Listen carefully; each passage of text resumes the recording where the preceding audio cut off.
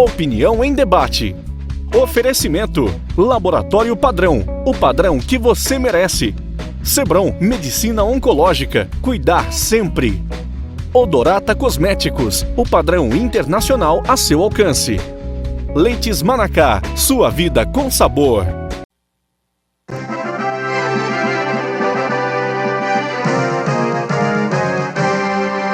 Boa noite, no ar mais uma Opinião em Debate. Agradecendo a sua audiência e já indo para o tema de hoje, que é bastante instigante. Família e escola, importante parceria no desenvolvimento de seu filho. Antes eu gostaria de agradecer nossos imprescindíveis parceiros: Laboratório Padrão, Diário da Manhã, Tecnoseg, Castros Parque Hotel. Bom, e você pode participar já a partir de agora através dos nossos telefones que estão à sua disposição. 32017688 e 32017708. Família e escola. E para discutir esse assunto, eu tenho 4 convidados muito especiais. Professora Maria Esther Galvão, presidente do Conselho Estadual de Educação, uma referência na educação em Goiás. Outra pessoa também referência, a professora Raquel Teixeira, ex-secretária de Educação, presidente do Instituto Jaime Câmara, educadora, as duas estudiosas da educação, o coronel Júlio César Mota, que é comandante de ensino da Polícia Militar, lá do Colégio Militar, que tanto orgulho traz para nós goianos, e a professora e psicopedagoga pela segunda vez, nos honra com a sua presença, a Iana Dias. Eu queria começar já com vocês a mesma pergunta para os 4.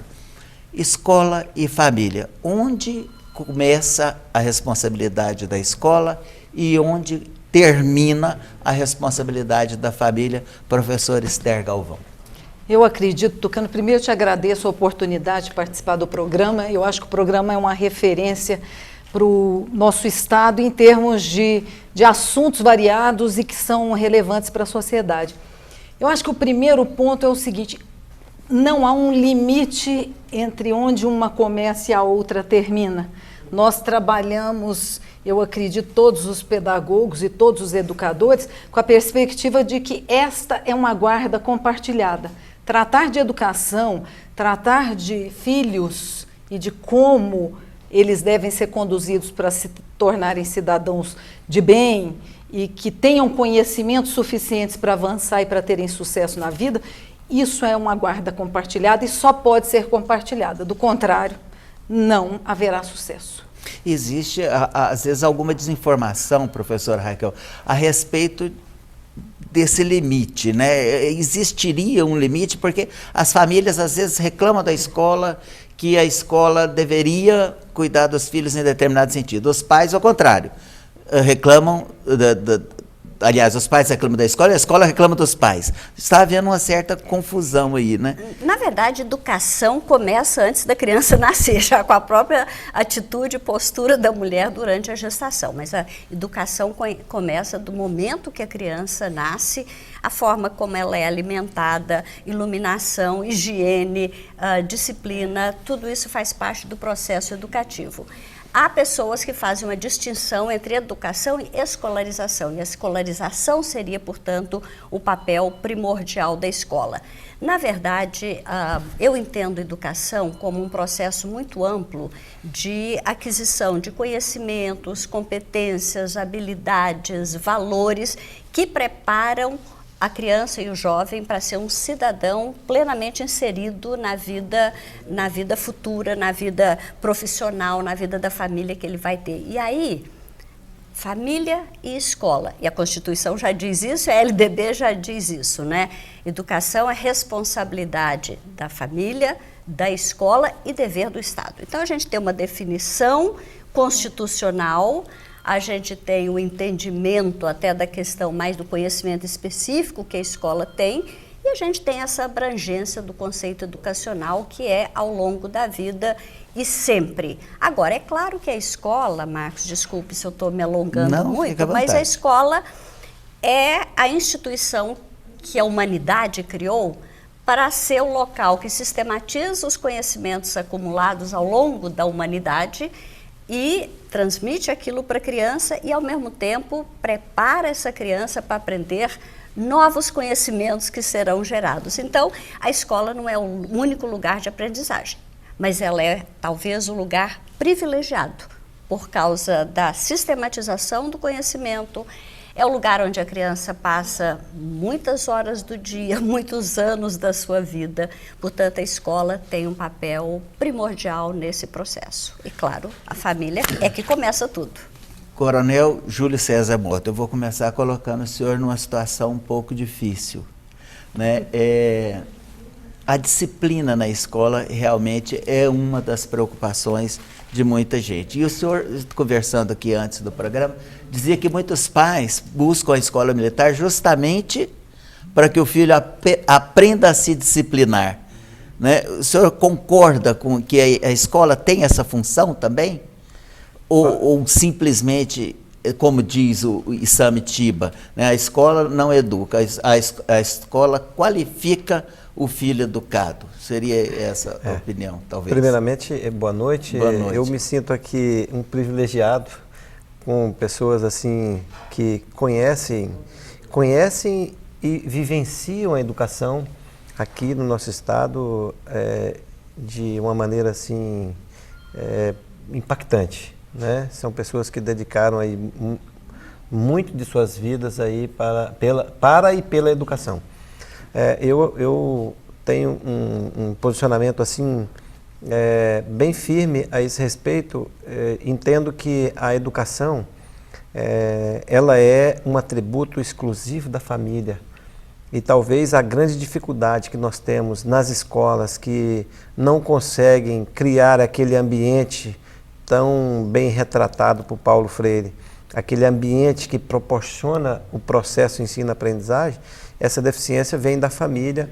E hoje um fenômeno que acontece, são os efeitos do capitalismo, é que os pais hoje acabam terceirizando a educação dos seus filhos muito cedo. Não é?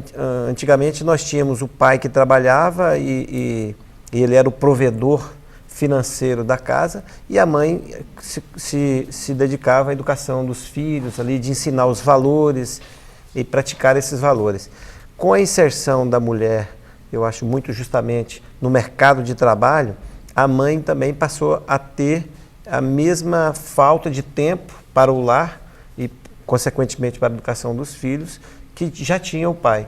E isso foi delegado, muitas vezes, a outros atores, dentre eles hoje internet, televisão, até mesmo as secretárias domésticas aí. E quando a pessoa não tem essas possibilidades, ela acaba que terceiriza isso. Então, o sonho de consumo hoje de uma mãe que trabalha é conseguir uma escola de tempo integral para o filho. E quem vai fazer a educação, não só o ensino propriamente dito, ensinar as artes, vamos dizer assim, as ciências, não, ela vai também ensinar ao aluno a ser educado, a ser honesto, não é? A respeitar, né? Então acaba que transfere para a escola indevidamente. Os princípios, os né? princípios, né? Que são básicos, tão elementares. Né? E Ana, sua opinião a respeito desse limite escola-família na educação do filho? É bastante estreito, né, essa questão de escola e família, mas eu acho que os limites têm que ficar bem claros aí, e a escola sofre com essa falta de informação dos pais, até por achar que essa terceirização da educação é papel da escola, pegar e assumir todos os compromissos com relação à educação, sendo que a escola tem sim um papel de educar a criança, porém ela já tem que vir educada de casa. Então a gente precisa trabalhar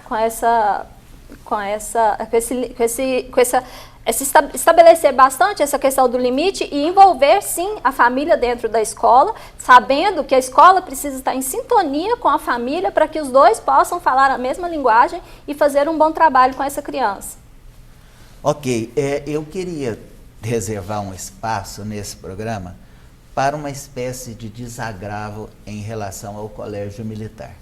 Eu me refiro a uma reportagem da Rede Globo, vinculada há pouco tempo, que o Colégio Militar foi, de certa forma, divulgado para o resto do país como uma instituição de ensino opressora.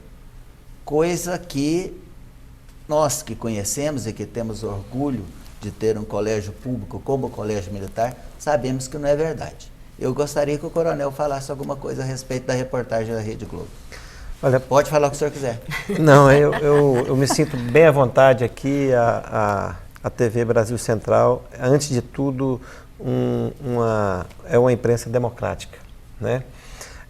Eu acredito, uma das coisas que eu aprendi, e isso é aquilo que vem lá da família, de que quando alguém lhe visita na sua casa, é de bom alvitre que você faça a sala para a pessoa, acompanhe, ciceroneie a pessoa dentro da sua casa, né? E a jornalista, inclusive, eu estive vendo na reportagem, na parte de making off, ela disse, olha, eu ao tempo todo fui escoltada por 2 coronéis, né? Então, o que nós estávamos fazendo de acompanhá-la de forma gentil e educada, ela disse que era uma escolta. E mesmo assim, em alguns momentos, nas 2 unidades que eles foram, eu disse a ela, olha, às vezes os alunos ficam constrangidos de falar perto de nós, então a senhora fica à vontade para circular na escola, para que eles se sintam bem à vontade. E nós recebemos, e a matéria teve um cunho de, inclusive, comparar o Colégio Militar com um estabelecimento prisional, né, que estava custodiando adolescentes. Então, mas eu acho que teve um efeito tão grande, contrário, de pessoas que conhecem, porque eles podem ter formado opinião lá na Paraíba, no Rio Grande do Sul, em São Paulo, fora daqui, mas esses não são nossos clientes. Os nossos clientes estão aqui, são as nossas crianças, os nossos pais aqui em Goiás, que sabem qual é a filosofia do nosso trabalho. E por isso o Colégio Militar é tão procurado, né? Eu queria que o senhor completasse essa resposta, mas nós temos que ir para os nossos comerciais, é isso? Nós vamos para os nossos comerciais, coronel, e voltamos nesse tema, e eu queria pegar a opinião também da professora Maria Esther, da professora Raquel Teixeira e da professora Iana. Só um minutinho e nós estaremos de volta.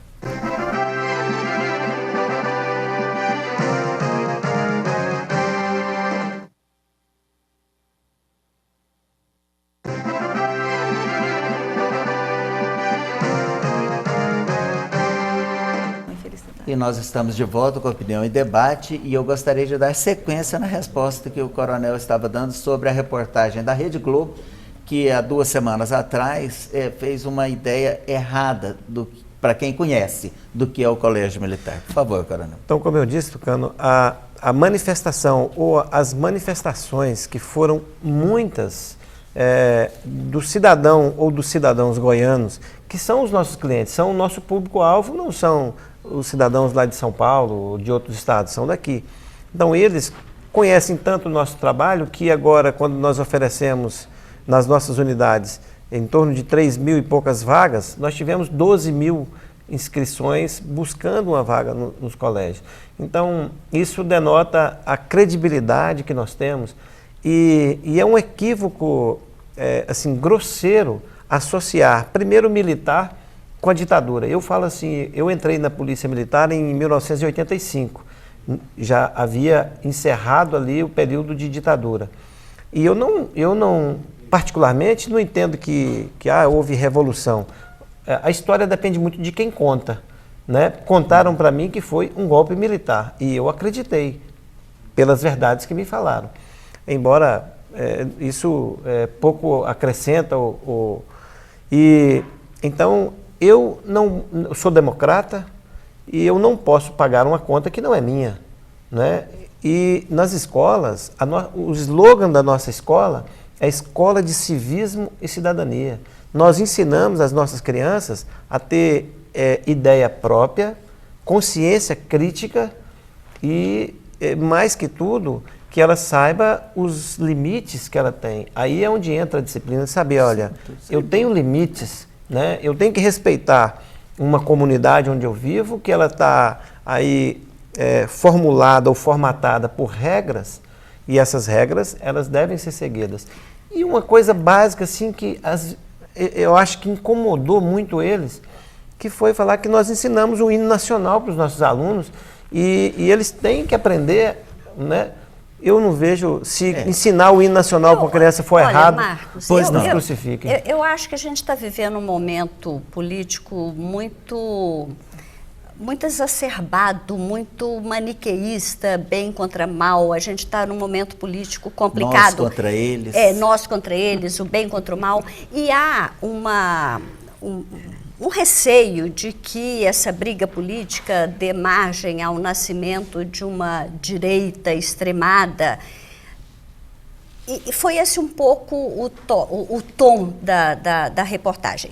Eu era secretária quando o Colégio Militar foi criado, em 99, o senhor sabe disso. Exato. E nós fizemos muita discussão na época, foi muito discutido, e o grande entendimento naquele momento, Marcos, era que o sistema público tem que ser democrático, a sociedade é diversificada, tem gente de todo jeito. Então, para ele ser público, ele tem que ser democrático. Tem famílias espíritas que querem que os filhos estudem no ginásio Emmanuel, tem famílias protestantes que querem que o filho estude no colégio do IP, tem famílias católicas que querem que as crianças estudem numa escola de orientação católica. E nós temos, a secretaria tem convênio com diferentes perfis de escolas. E tem pais que querem que a criança estude numa escola onde haja disciplina. Se está terceirizando, eu não vou nem entrar no mérito dessa decisão. Se é porque não consegue disciplinar em casa e quer terceirizar isso, ou se é porque ele tem disciplina em casa e quer que a escola seja uma continuação disso, ou se não tem nenhum motivo, quer que o filho aprenda e tenha resultado na vida. Diferentes pais têm direitos a diferentes perfis de escola. Eu acho que talvez o que tenha também gerado um pouco de má compreensão em relação a isso é porque houve uma expansão grande do número de colégios. Todos os estados do Brasil têm um colégio militar, mas de um modo geral é um ou outro para as famílias dos militares. Esse tipo de abertura para o público em geral, eu acho que assusta um pouco quem é de fora e que não entende que as pessoas gostam. Olha, como deputada, onde eu ia, a primeira coisa que o prefeito me pedia era para criar. Onde eu chegava, o prefeito queria que eu criasse uma escola militar no município. Exatamente, esse crescimento... Então, a gente tem que discutir o cenário goiano, por que há essa demanda. Outras escolas são boas. Não é que as outras não são boas, tem muita escola que não é militar, perfil, né? que é muito boa. Então, é um foco que está sendo discutido, inclusive ignorando as boas escolas não militares que têm resultados no IDEB tão bons quanto da escola militar. Então, eu acho que a discussão, o debate está cheio de equívoco, ele tá... E essa semana, desculpa, só... eu tive uma conversa com um magistrado e ele diria o seguinte: olha, ninguém é obrigado a estudar lá no colégio militar. Sim, né? Claro. Então, agora, o aluno para estudar lá, a gente espera que ele sabe quais são as regras e nós temos aí tratado de uma forma muito harmônica mesmo com o conselho, em que nós adequamos algumas coisas que o conselho acha que nós temos que adequar, aquilo que nós achamos que é a essência, nós explicamos e o conselho tem entendido, mas mais que tudo, olha, nós sempre dizemos assim, o aluno para estudar no colégio da Polícia Militar, ele tem que ter um perfil, assim como nessas outras escolas. E o interessante é que a rede oferece diferentes escolas, opções, como disse a né? professora Raquel. Eu queria ouvir a palavra da professora Do Conselho. Esther Galvão, do Conselho Estadual de Educação, palavra oficial. Engraçado, sobre a matéria, eu achei a matéria muito tendenciosa, essa foi a voz geral no Conselho Estadual de Educação, de que realmente foi uma tentativa de se mostrar a militarização do sistema educativo aqui no estado de Goiás, o que não procede de maneira alguma. Até porque são 1.200 escolas e 12 militares. Exatamente. Então não é o existe sistema. O sistema educacional não é o conjunto das escolas militares. Ela é uma parte pequena de um sistema enorme. Agora, eu acredito que a faculdade, a liberdade que a família tem de escolher a escola é o que define para o conselho, e eu não estou sozinha nesse entendimento, o grande diferencial das escolas da Polícia Militar não é a disciplina, é a questão do estrito cumprimento do que é pactuado no projeto político-pedagógico. Isso, o projeto político-pedagógico, ele é a radiografia daquela unidade escolar. É ele que diz o que é feito lá. É ele que diz, por exemplo, que uma pessoa como eu brinco muito com o coronel, não poderia estudar lá porque eu não consigo prender meu cabelo, eu gosto de deixar o cabelo solto, não gostaria de pintar minhas unhas de cores claras. Então, é uma questão de opção pessoal. Talvez não fosse quando eu era mais nova, minha mãe me diria, não pinte a unha assim porque eu quero que você estude lá, porque eu gosto daquela escola, ela é uma escola muito boa.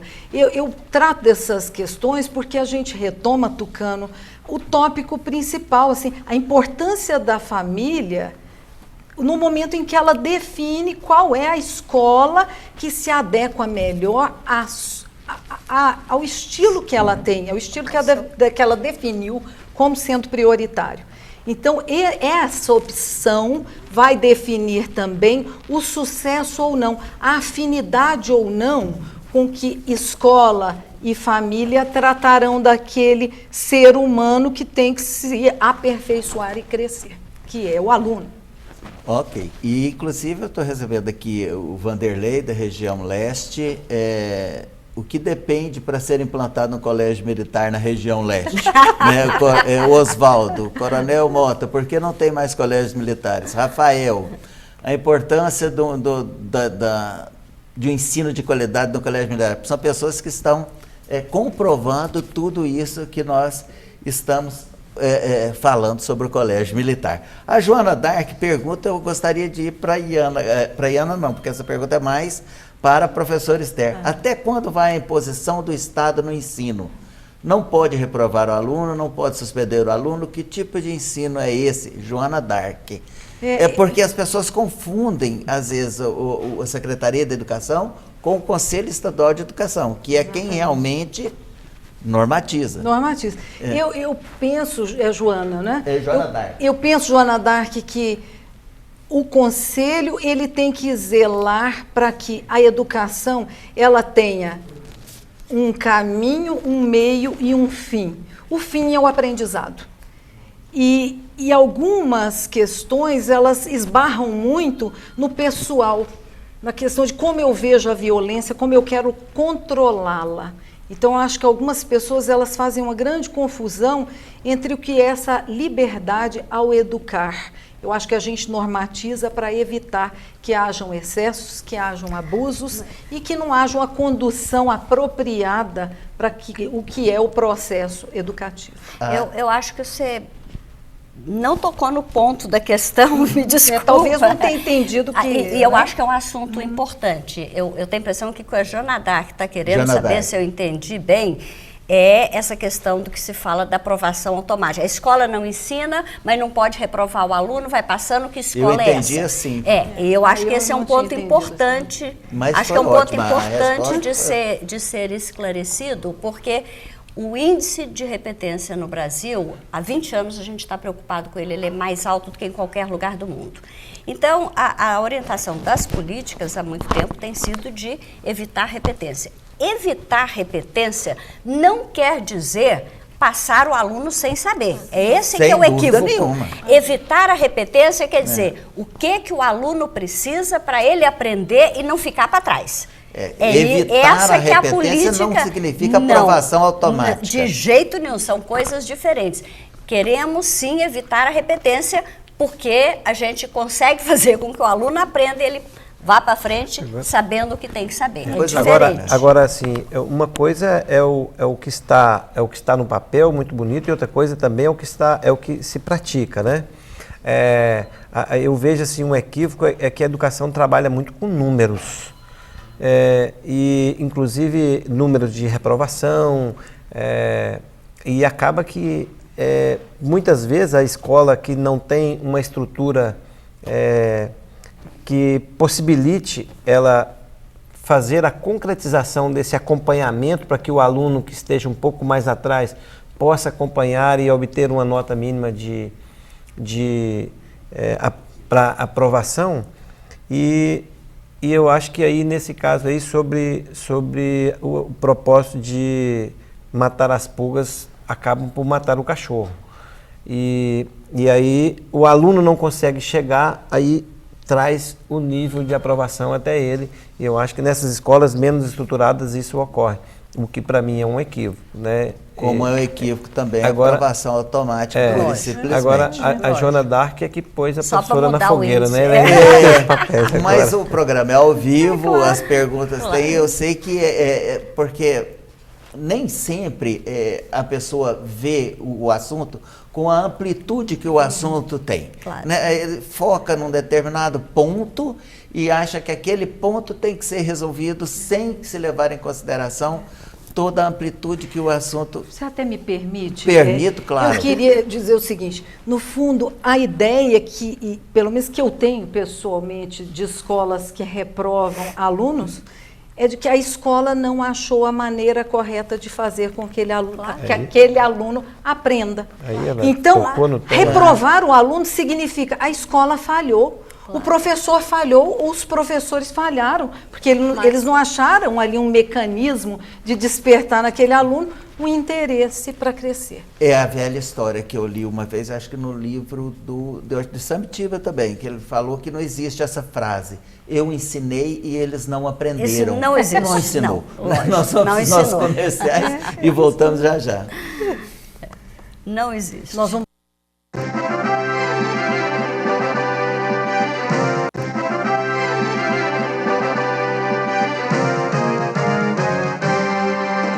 O assunto realmente é palpitante, né? O intervalo ficou pequeno aqui.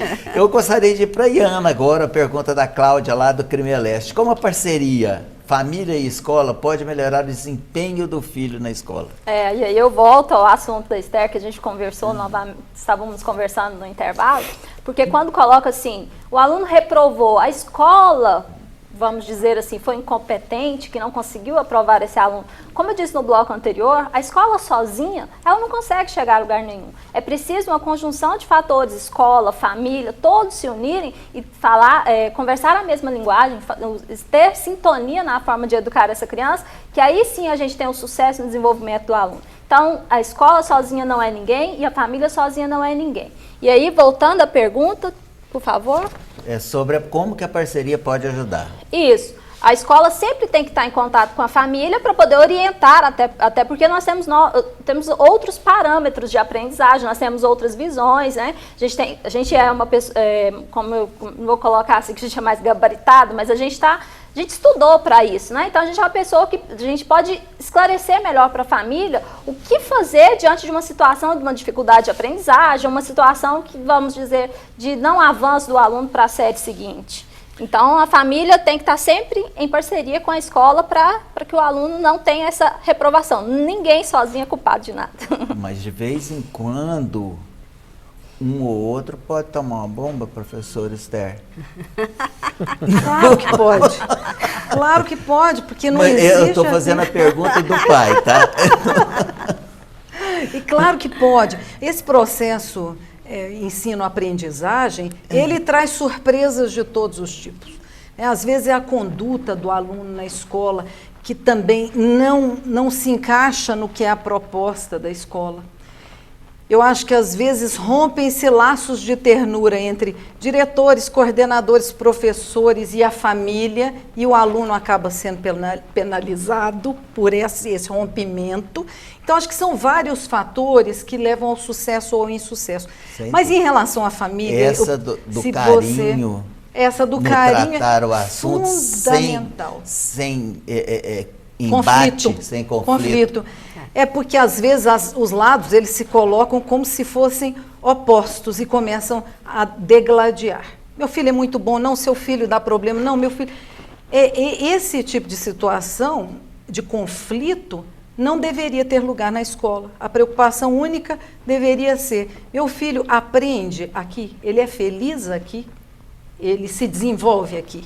Mas eu quero colocar mais uma pimenta nessa conversa que me preocupa muito. Eu acho que na relação, e aí respondendo a pergunta também que foi feita e passada para a Iana, na relação família-escola, a família tem que compreender também que, às vezes, o talento do filho não aponta exatamente para onde ela quer. Por que eu eu penso em tocar nessa questão também como definidora assim, de sucesso ou insucesso. Aqui no Brasil nós temos um entendimento de que algumas profissões são boas e nobres e outras já não têm tanta relevância social. Vou dar um exemplo. Não tem prestígio. O seu filho passou para medicina.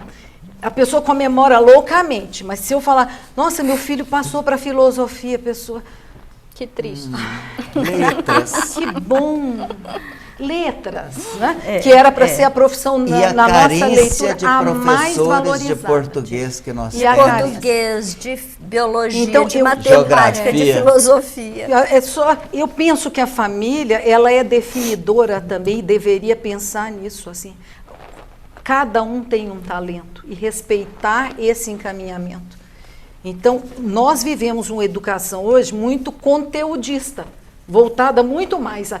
Meu filho tem que aprender isso, isso, isso e aquilo, porque aprendendo isso, isso, isso e aquilo, ele terá sucesso. Ele terá sucesso, mas que deixem um pouco de espaço para que ele também siga alguma vocação, possa optar por alguma coisa que lhe convém e que não convém somente ao que é a família. Então, a imposição é muito ruim nesses momentos. Todos sabem que eu sou diretor de escola, né? A professora Esther é presidente do conselho e minha amiga particular.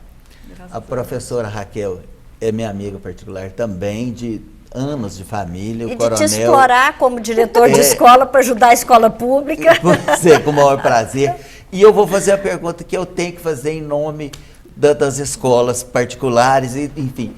A grade curricular do ensino médio não força as escolas a serem conteudistas? Começa ou você Claro. começa? Vai. Essa Não, matriz... claro. Primeiro eu Você vou... concorda, Diana? Você também Ó, como... primeiro, como linguista, eu vou implicar com duas palavras que você falou. Grade Grade. curricular e tomar bomba. Ah, Eu sei. É a Tomar matriz, bomba, é a matriz. grade. Ser Ó, retido. isso você está falando a educação como punição, como prisão. Tem escola que é gaiola, tem escola que é asa, que dá asa. Essa coisa, como linguista, eu sei da importância da palavra. Então, matriz curricular, reprovação, não vou falar em bomba nem nada, mas isso é o de menos. Delatou né? sua Agora, idade. Tá vendo? Pois é, tomar bomba é uma coisa do meu tempo. Né? Eu sou um pouco idoso, só não tenho cabelo branco, mas... Não, mas a pergunta é extremamente pertinente e ela faz parte de um equívoco que a gente está vivendo de achar que ter uma nota de matemática boa, ter uma nota boa no IDEB vai levar a pessoa a sucesso na vida. Eu tenho tido o privilégio, Marcos, de participar de reuniões com o Dr. James Heckman, que é um economista de Chicago, que criou todos os modelos que fazem avaliação de políticas sociais. IDEB, PISA, Prova Brasil, tudo passou por ele. A maior surpresa que eu tive foi quando eu conheci em São Paulo há 2 anos e ele começou a fala dizendo o seguinte: claro, gosto de ter ganho o prêmio Nobel, acho que os modelos que eu criei estão ajudando o mundo todo, mas estou muito preocupado com as consequências do meu modelo de avaliação, porque eu estou vendo que a educação está sendo reduzida a uma nota de língua, de matemática ou de ciência. Isso é empobrecer a educação, isso é diminuir o papel da educação. A educação, tanto que hoje ele está trabalhando em modelos para mensuração de habilidades socioemocionais, como disciplina, persistência, controle, motivação, autonomia. O ser humano é como um avião que vai decolar de 2 turbinas. As habilidades cognitivas, conteúdo, matemática, português, história, geografia, é uma turbina. Mas a capacidade de ter disciplina, de ter autonomia, de não desistir, de ter motivação, de ter curiosidade, é a outra turbina, é das não cognitivas ou socioemocionais. O avião levantar, ele precisa das 2 turbinas. E as escolas podem ajudar o aluno a desenvolver essas habilidades. Então, o processo educativo é mais do que só a nota de matemática, é mais do que só a nota de língua portuguesa, é mais do que só a nota do IDEB. Ele tem que ser o conjunto daquilo que vai permitir a pessoa a ser inserida na vida, ser feliz. salarial, claro que a questão salarial conta, a gente quando pensa numa pessoa realizada, tem um nível salarial bom, mas tem uma família equilibrada, tem estabilidade no emprego, não tem problema de dependência química, não vai para cadeia, não tem tabagismo, não tem alcoolismo envolvido. Tudo isso tá vinculado, Marcos, à plenitude da educação na vida da pessoa. Então, é muito profundo. Sem dúvida nenhuma, é professora. mais do que uma nota de matemática. Foi até mais interessante do que eu perguntei. Só que a senhora não respondeu a minha pergunta. Será que eu esqueci? Qual que foi ela? Qual Esqueceu. foi? Mas agora eu vou perguntar para... Eu falei demais. Não, mas foi ótimo. Para a professora Esther, e desculpa o coronel e Ana, que nós vamos terminar esse assunto aqui, nós vamos voltar para o assunto inicial. A matriz curricular. Porque a matriz é só de conteúdo. É porque a senhora lembrou da época que a senhora era deputada. Eu perguntei uma coisa, a senhora respondeu outra. Não, eu quis falar que a matriz não pode ser só de conteúdo. Ela tem que largar de ser Claro que eu conteudística, entendi. porque o cara precisa de mais do que isso. Matriz curricular não é muito extensa para o ensino médio? A matriz curricular brasileira, na minha leitura, Absurdo. pessoal, é uma temeridade. É uma temeridade. E ela não respeita também, você não tem saídas, uma saída intermediária. Vamos dar os exemplos, e nós estamos lendo um livro comum Sim. que trata disso. Qual é o papel e qual é o volume do que deve ser dado na escola também, porque ele é um definidor de rumos. Em alguns países, e eu não digo que o que é bom lá é bom aqui, mas eu digo que alguns já acharam um caminho que é muito interessante. Nos Estados Unidos, na Europa, no Japão e na Coreia, e nesses que se despontam, na Finlândia, que são esses países muito estudados e muito citados atualmente, o aluno ele tem um conteúdo comum muito reduzido. Sim. Muito reduzido. Claro. A partir de um determinado momento, ele tem conteúdos que ele pode optar por fazer de acordo com o que é a vocação que ele tem.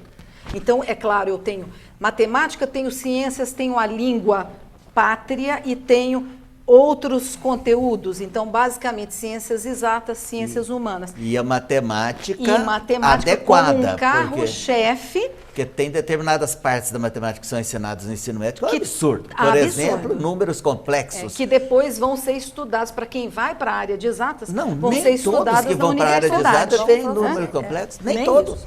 Então, eu penso, concordo com você. Eu acho que o Brasil tem que pensar no enxugamento. Eu sei que o Conselho Nacional de Educação já trabalha numa nova proposta de matriz curricular, é inclusive um goiano que trabalha nisso intensamente, o professor Luiz Dourado. E a ideia é se condensar essa matriz e oferecer aquilo que completa o ser humano também, gente. Na sua diversidade. Na sua diversidade. Na sua Eu tenho diversidade. aptidão para teatro, para jornalismo e para outras. Eu vou optar por disciplinas alternativas que E possam que me cobre-se o mínimo, né? E que cobre-se o mínimo, não é? Bom, você que está em casa que tem mais de 50 anos, quando você ouvir retenção, ele quer dizer bomba. Retenção, reprovação. Quer dizer tudo. bomba, porque nós com mais de 50... Meu filho bombou. Aí, é engraçado. Eu já vou responder aqui, que a pergunta é para o coronel. O senhor poderia sortear uma vaga do Colégio Militar aqui? Não, né? Não, porque Claro ele que não. obedece às regras, por exemplo, Sim.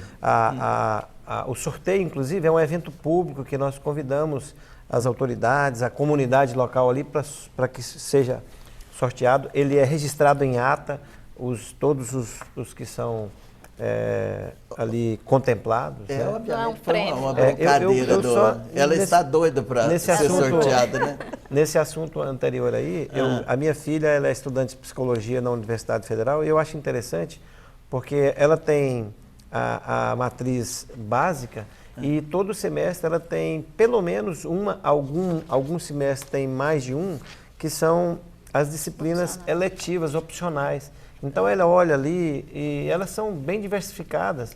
Então são disciplinas que ela faz que talvez assim até mesmo descarrega um pouquinho da atenção daquelas que são obrigatórias. Enriquecem Ela fala, nossa, enriquece, isso aqui é ótimo, né? Pessoa, enriquece. Então, alguns estudantes de capoeira vieram, se não me engano, do Japão aprender capoeira no Brasil, porque o Brasil é referência em capoeira. Eu não sei por que nós não vamos nos outros países que são referência em educação aprender. Inclusive, lá no colégio da Polícia Militar, o Hugo de Carvalho Ramos, nós temos lá um mexicano e uma russa, que vieram, inclusive, estão lá, frequentam a capoeira e frequentam a escola.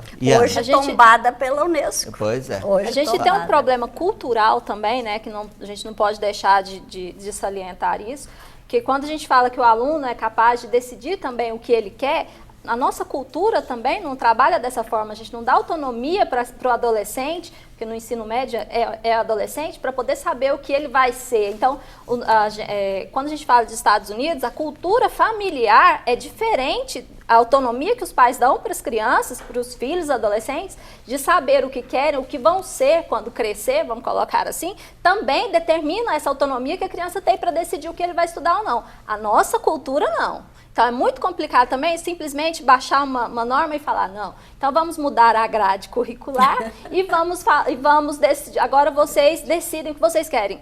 Eles são muito imaturos para poder saber o que vão querer ainda. Então temos que mudar também toda uma cultura, não é simplesmente pegar alguma coisa e querer implantar, que é bem mais complexo do que isso. Agora, algumas escolas têm feito umas experiências muito interessantes de projetos de vida, trajetórias. Isso tem que ser introduzido realmente e a gente já tem algumas experiências bem interessantes acontecendo. Vamos falar sobre isso no próximo bloco? No próximo bloco? Então tá bom. Só um minutinho, nós estaremos de volta.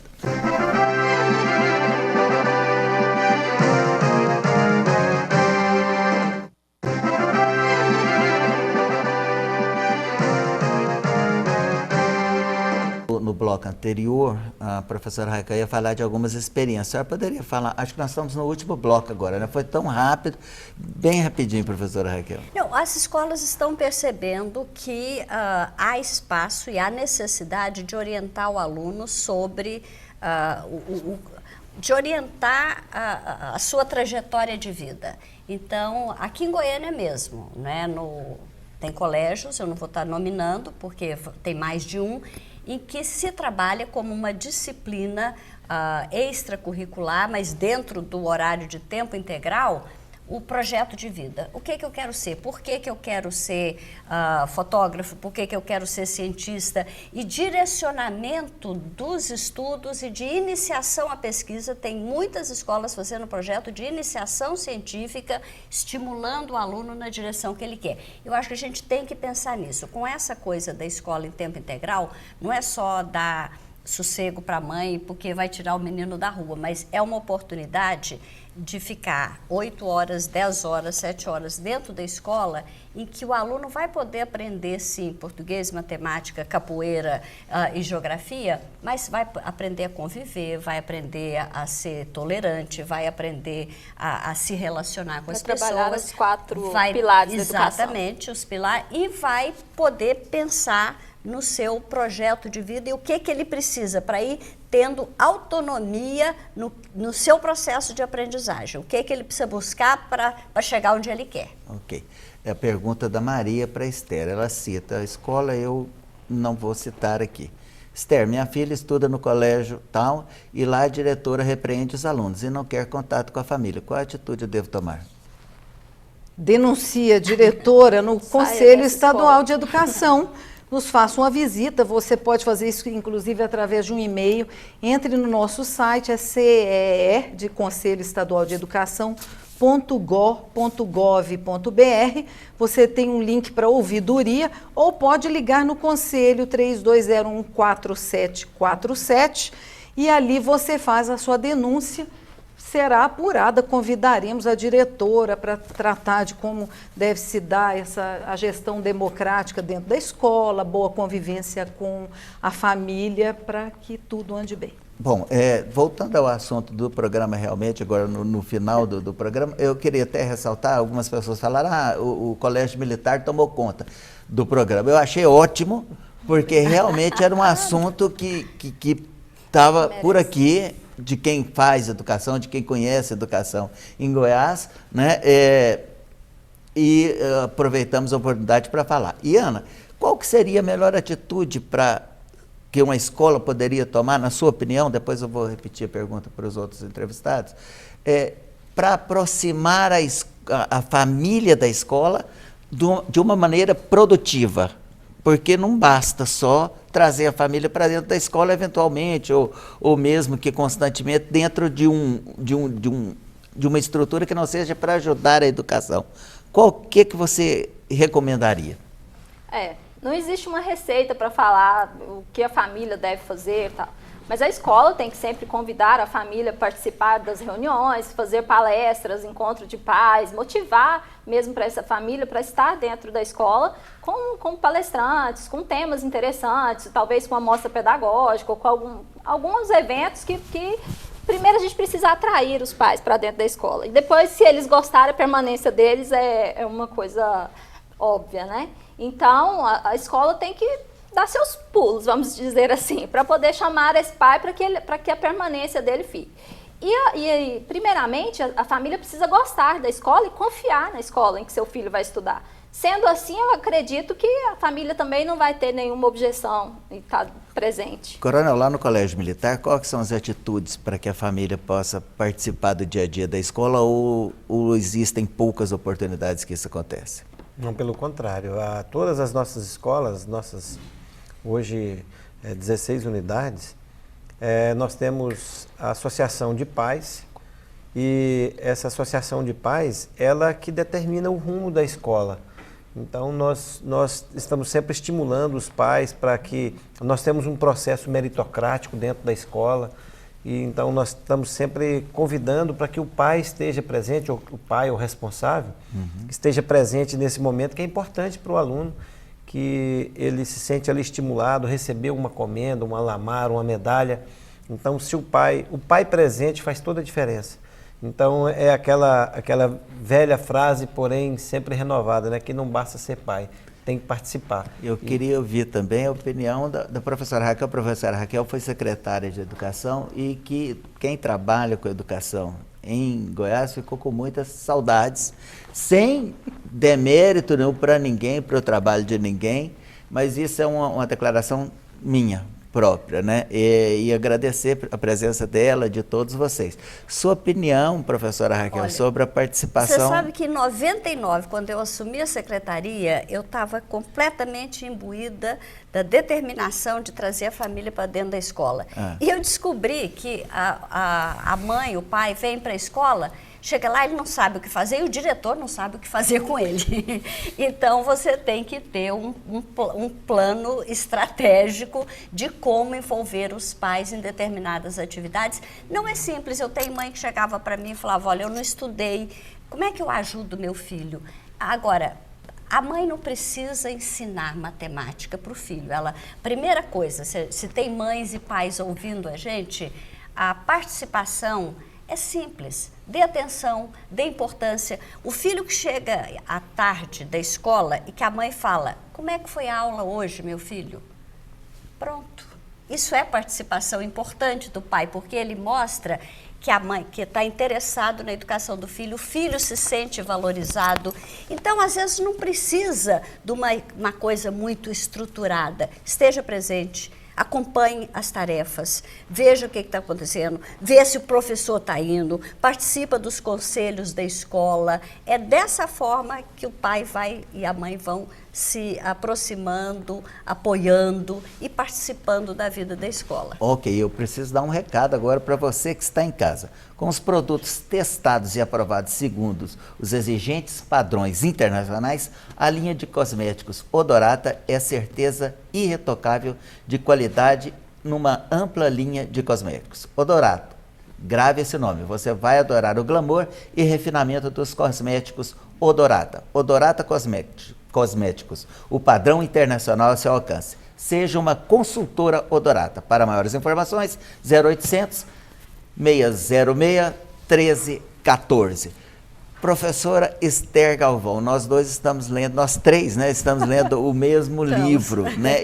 E a conclusão de uma jornalista aqui, que foi em países que são superpotências educacionais, Polônia, Finlândia, Coreia, chegou a uma conclusão final, que a diferença não é nenhum método revolucionário, mas a importância que as pessoas dão à escola. Eu acho que isso é um papel importante que a família pode assumir.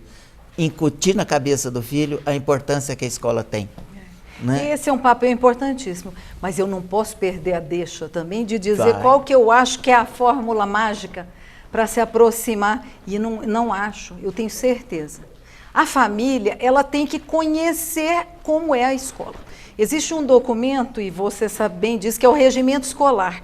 Meu filho vai estudar em determinada escola, eu tenho que pegar esse regimento escolar, conhecê-lo e ajudar a construí-lo, porque o regimento escolar, ele é validado pela comunidade escolar. São pais, são alunos, são professores e são gestores.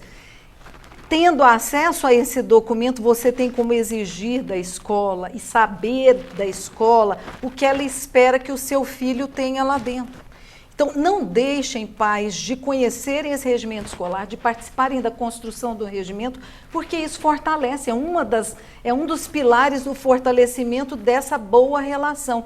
Se eu sei quais são as regras, não é, coronel? Eu sei que meu cabelo não pode estar além do meu dedo, quando ele passa na cabeça. Eu sei também qual que é a proposta da escola para essas punições ou correções de rumos. Esse é um documento que tem que estar à mão. Todas as escolas deveriam fazer como Integral faz, colocar o regimento em PDF na internet, você pode baixar. Quem não fez, agora o Conselho vai baixar uma normativa, uma resolução, que diz o seguinte: toda escola terá que dispor o regimento escolar no balcão da secretaria, como um código do consumidor. O Conselho precisa conhecer o que o projeto Ser Pleno está fazendo com 10 escolas estaduais que, mais do que o regimento, uma coisa chamada Código de Convivência, construída por professores, pais, alunos, funcionários. As regras do jogo. As regras do jogo. A culpa foi minha e da produção, que convidou pessoas tão inteligentes e capacitadas. O programa ficou pequeno. E que mas falam vamos. Muito obrigado pela sua audiência, um abraço, até quinta-feira que vem.